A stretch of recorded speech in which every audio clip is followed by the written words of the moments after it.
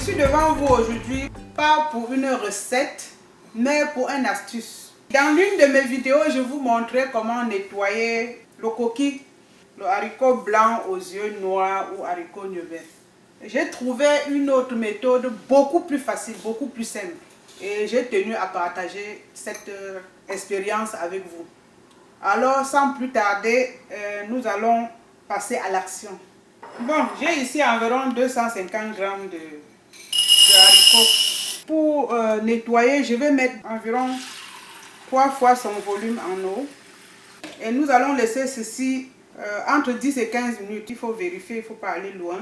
Du moins jusqu'à ce que la peau se froisse, commence à se froisser. Donc, nous revenons dans 10 minutes pour voir ce qu'il en est. Bon, ça fait presque 10 minutes. Comme je disais justement, la peau commence à se froisser. Vous voyez, je peux la détacher même à la main. Vous voyez les doigts. Donc, la peau s'enlève. Donc, dès qu'elle commence à... Vous voyez, quand je fais ça, la peau peut s'enlever. Il ne faut pas attendre plus longtemps. Non, là, c'est bon. Donc, je prends mon mixeur, je mets mes haricots. Il ne faut pas remplir trop la machine. Donc, je crois même en une fois, ça va aller. Sauf que je dois mettre l'eau au moins le double. Il faut mettre le maximum d'eau pour que ça puisse nager. Voilà. La lame doit pouvoir glisser facilement entre les graines. Et nous allons actionner la machine environ 5 à 6 secondes, mais en 3 fois. C'est-à-dire que vous allez voir, pas longtemps. 1, 2, 3, 4, 5. 1, 2, 3, 4, 5. Je crois que c'est bon. Bon, je pense que ça va. On n'a pas besoin de plus que ça. J'ai mis dans une assiette transparente pour que vous puissiez voir.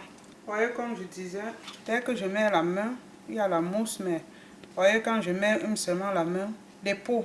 Ce qui est intéressant avec ça, c'est que la peau se détache entièrement, c'est-à-dire que les peaux sont entières avec les petits bouts.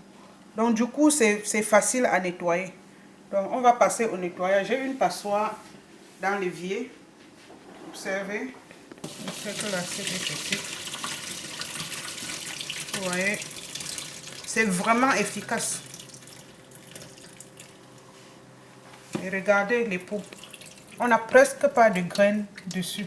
On va faire comme ceci jusqu'à ce qu'il n'y ait plus de pelure. Il faut que ça va vraiment vite. 2 fois, vous allez voir que on n'aura presque plus grand chose comme peau. Voilà.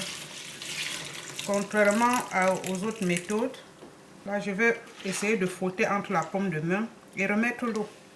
Et si vous pensez qu'il y a encore beaucoup de graines, comme là je vois, vous pouvez encore passer 1 seconde à la machine ou utiliser juste les doigts pour faciliter. Donc vous avez 2 options.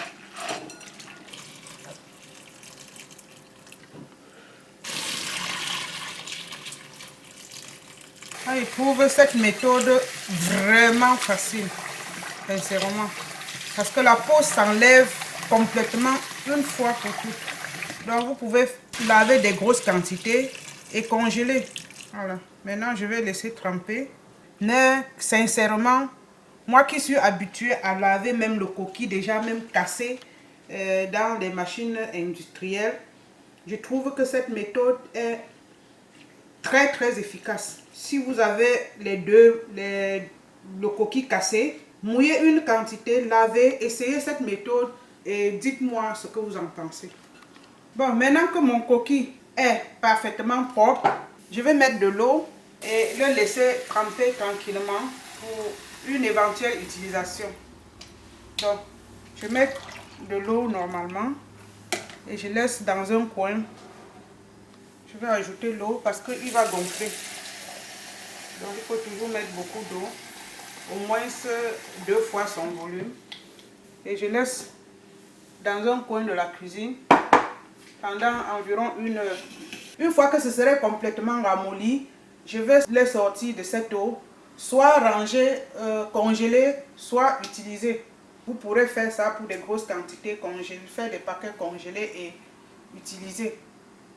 j'ai tenu vraiment à partager ceci avec vous. Vous savez que j'essaye toujours de faciliter la tâche.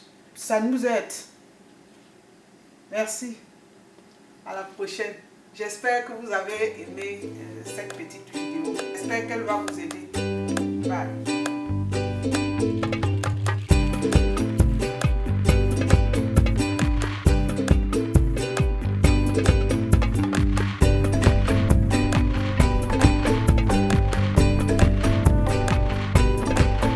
J'attends que vous essayez.